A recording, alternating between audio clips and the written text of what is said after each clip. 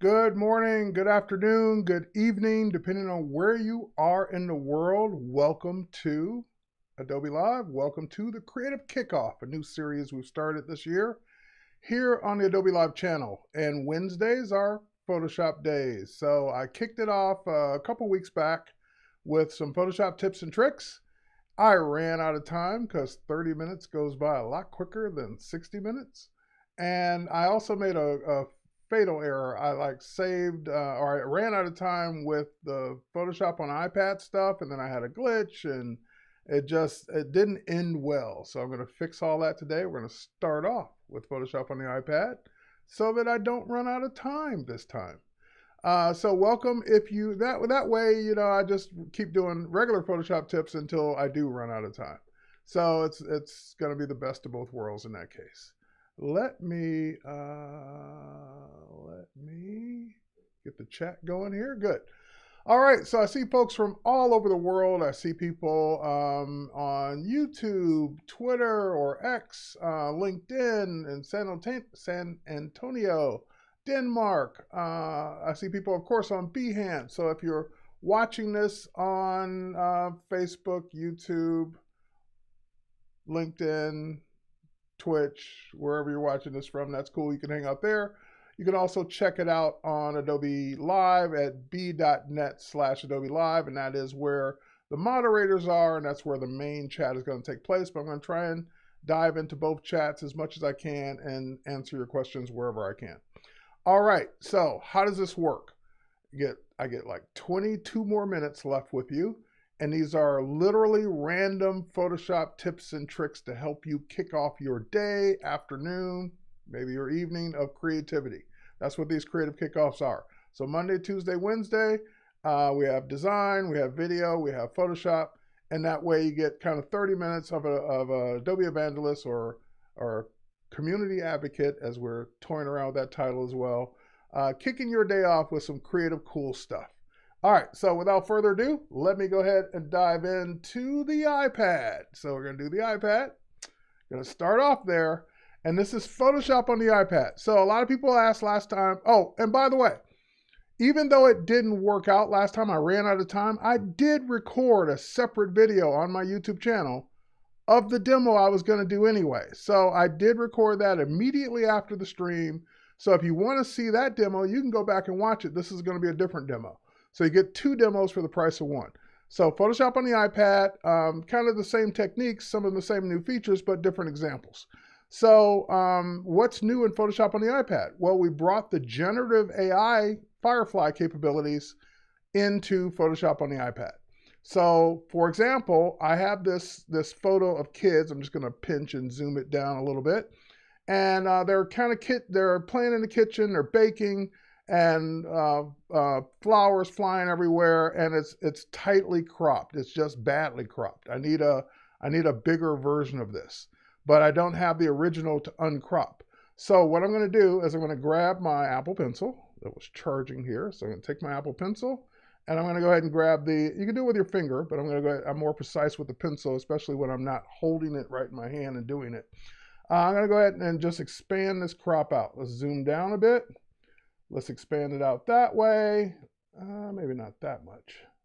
And up to the top, because we don't want to cut off their hats or anything like that. And now over on the left-hand side, I have the option. I could just hit done and it would just expand the canvas. But on the left-hand side, there's a button that says generative expand. And now I can type in what I want to expand it with. Or I can say, nope. Generative, you're an AI, you're a brain in and of yourself. You go figure out what should be there. So I'm just going to go ahead and hit generate and let it think about what's going to be in that space.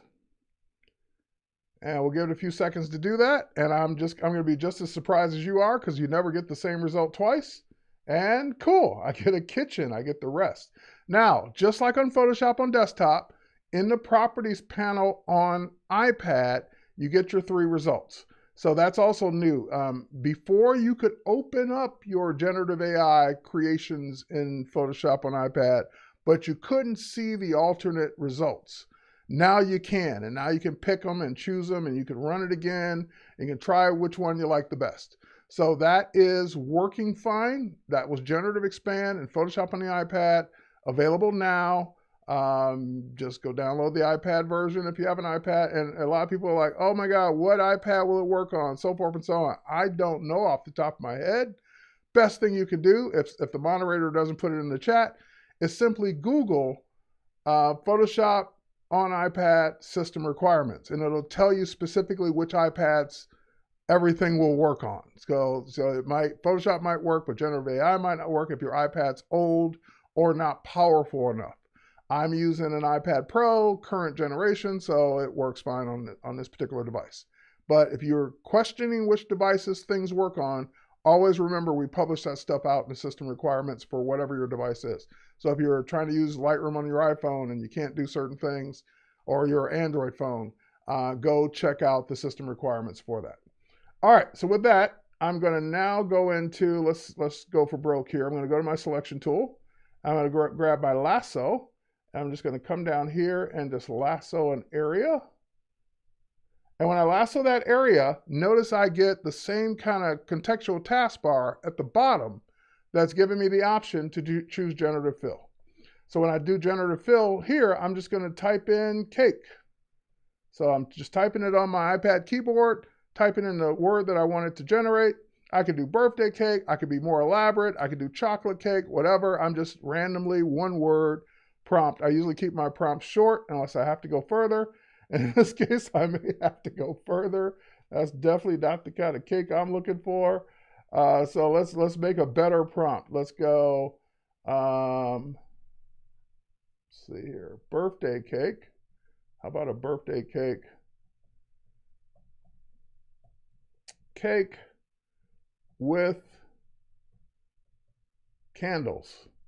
So that was an example of when short doesn't always work, and you might need to go more words or more descriptive of a prompt. And so in this case, birthday cake with candles should give me a better result than what I got before.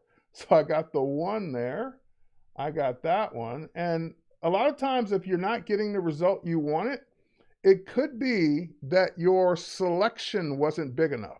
So in this case, it did give me a very, very small, like cupcake kind of thing. If I wanted a bigger cake, draw a bigger selection because it's restricted to your selection. So that's generative fill, generative expand. Now on Photoshop on iPad, let me just make sure, let me look at my note. I had jotted those features down. And and we did cover this in the video. I cover this as well. If I go to my layers and I go back to that last layer, the remove tool has made its way onto iPad as well. So if I tap the all the cloning tools, I see the new remove tools there, and I can brush with that tool. I can make my brush bigger, of course, and that will use AI to remove things out of photos on Photoshop on the iPad, just like it does in Photoshop on desktop. Same technology. And and I have multiple layers, so of course it's not gonna, it's only showing me the back one. But anyway, you do have the remove tool there if you want to use it. And there's a cake off to the right-hand side I kind of like even better. But remove tool, generative expand, generative fill, all new in Photoshop on iPad. And I'm looking at my screen right now. Hold on for a second. I was about to switch back to my desktop, and my desktop's freaking out. Hang on. Let me unplug the cable, plug it back in, and hopefully that my monitor went to sleep. When I woke it back up, it was shaking. So let's not have it shake when I switch over to it. Dun, dun, dun. Oh, you gotta love this. Now it's completely, my display is completely gone. No, I don't want to do the whole thing on the iPad. No. Hold on, folks. See if I can get it back. Like I have an external display that this all runs through, and literally my display just went completely blank. Oh, God. I'm not seeing anything on the computer either. All right, give me a second. I'll reboot it.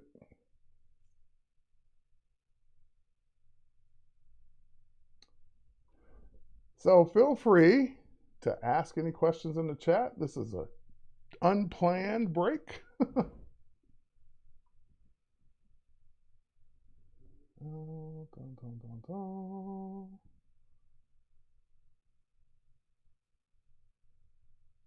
Like, I'm not even getting the chime or anything. Like, my computer just literally died. Oh, there it goes. It's coming back. All right, we'll give it a second to boot back up. Then I got to open the apps and so forth and so on. So anyway, while we're waiting on that, I can just talk a little bit more about Photoshop on the iPad. So many of the same tools have now been ported over because remember when Photoshop on the iPad first came out, a lot of it was just, it was cool, but you couldn't do a lot of things yet because the features weren't implemented. Hang on, I'm logging in here.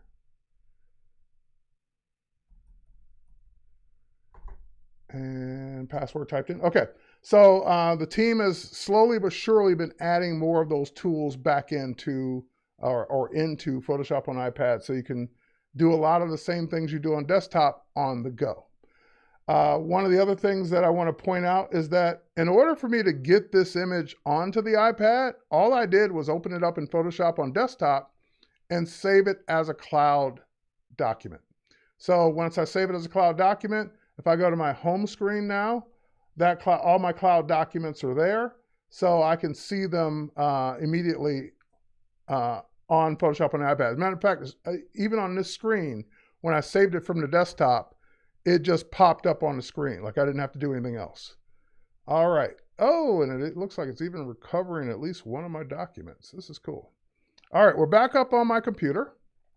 Let me switch over to it now so we can see it. Cool, we're back. Okay, next up, I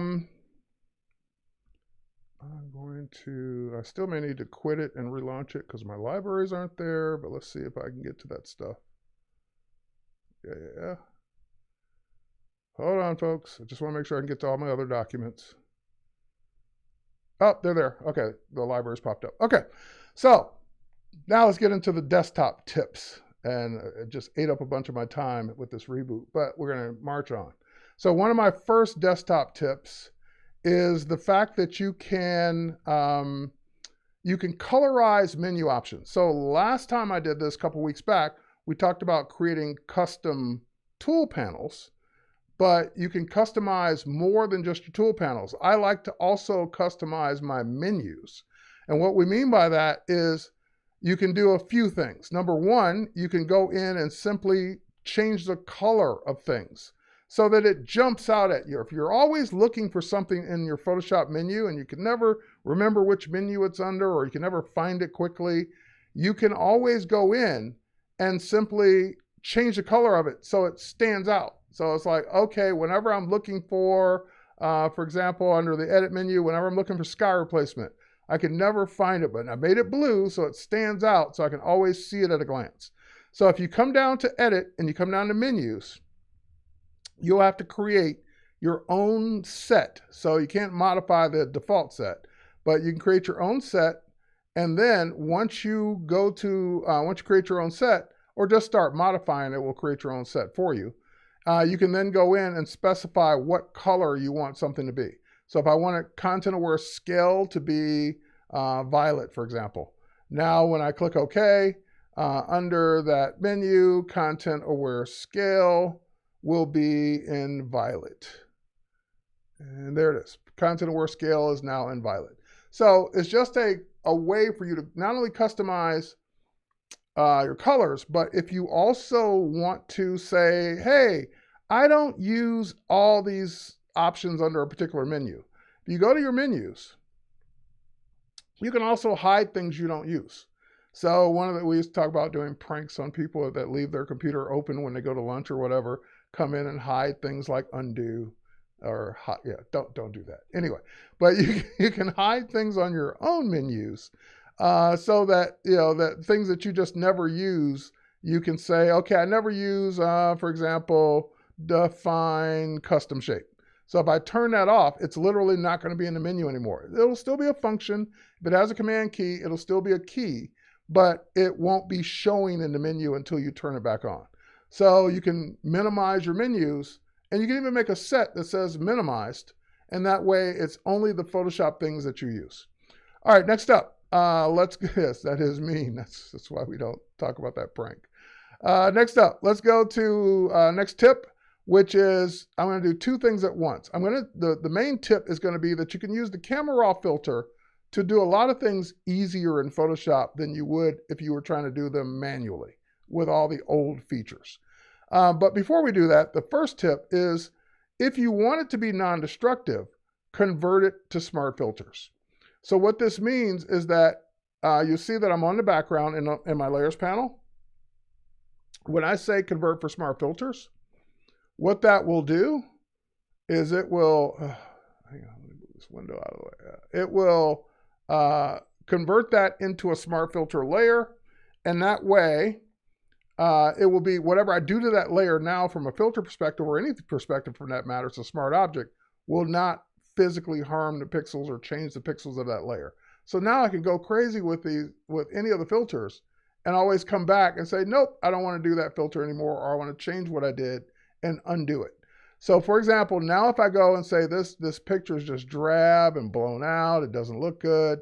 If I go to my camera raw filter now, which I've made green so I can quickly bring it up, I can go in and make adjustments without them being destructive. So for example, I always hit auto just to see what auto gives me. Auto made some nice choices, but I'm still not quite where I want to be. I might drop the exposure down just a hair on this one. I like everything else it did in light, but I want to do some more things for example, for saturation. This can take a little bit more saturation, a little bit more vibrance, and definitely under effects, I want to do dehaze.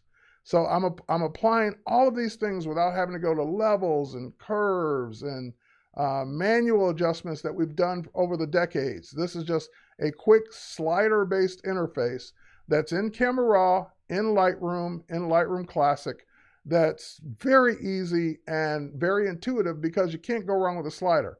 You go too far one way, you don't like it, bring it back. So I could also, for example, add texture to make the rocks a little sharper. Look at how blurry they are if I reduce the texture. But if I go all the way, or not all the way, but if I go up on the texture, it just makes the image sharper.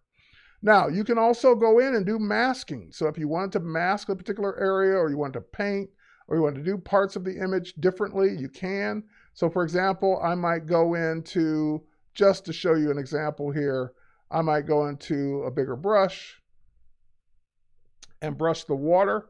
So I'm manually brushing the water here on both sides. Okay. And I'm not taking my time and being very careful because I don't have time. But now that I brushed that area, I can go down and do anything I want to that area. So if I want the water bluer, I can just change the temperature to make it bluer or cooler. So that's only affecting that area that I brushed. So all of that's non-destructive. When I click OK, saying I think I'm done, it will show up on the layers panel as a smart filter. I can come in and turn it off. I see my before and after. I can go right back into it, double click, and get right back into where I was and say, no, that adjustment I made on that mask is a little too blue. Let's go down and bring it back some. It was a little too much.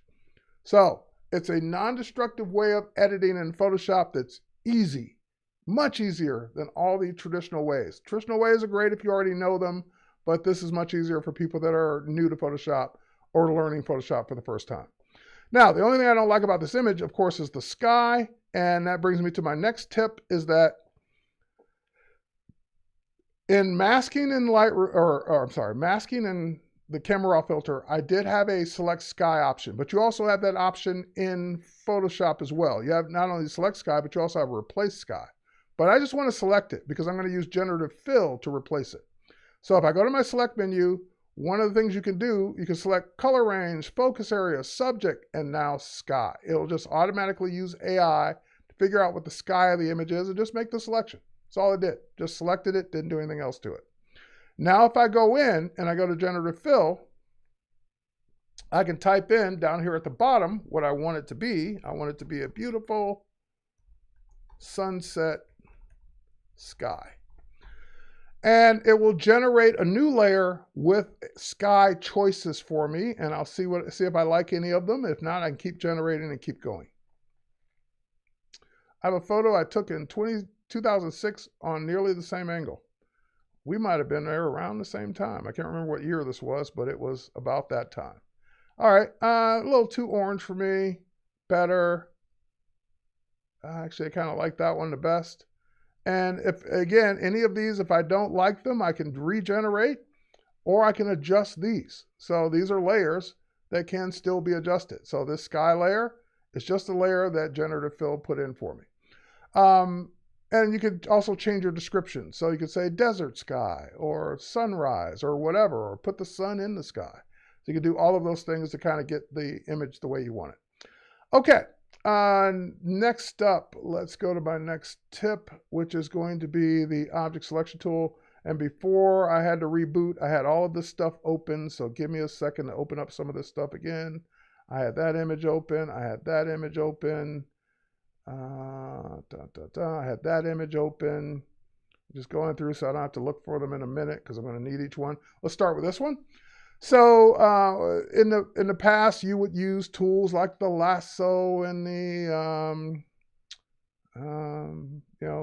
rectangular marquee, elliptical marquee to make selections, and now it's just so much easier with the object selection tool. So number one, the object selection tool is a separate tool that you can now click on. It will run for a few seconds. You see it running up there in the control panel, this little spinny thing, and then once it stops spinning, that means it's identified all the objects that the AI found in the image. So as I hover over the image, it shows me what I can just click on to select.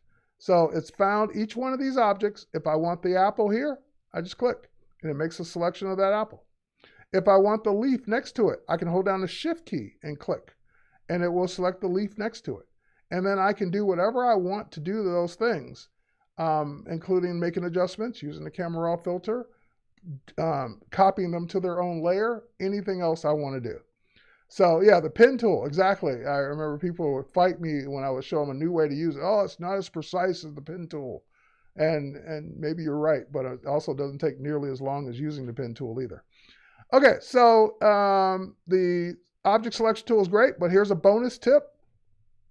Let me deselect, Command D, Control D on Windows, and I'm going to right click on the layer, or the background in this case. And when I right click, there's a magical option called Mask All Objects. This is the object selection tool on steroids.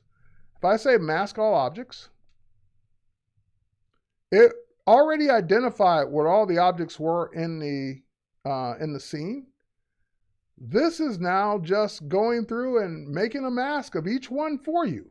So if I click on each one of these masks, if I hold down my Command key or Control key on Windows, it doesn't name them because it doesn't know what you want to call each one, but it's gone ahead and masked every single thing in the picture that you can then use whenever you want.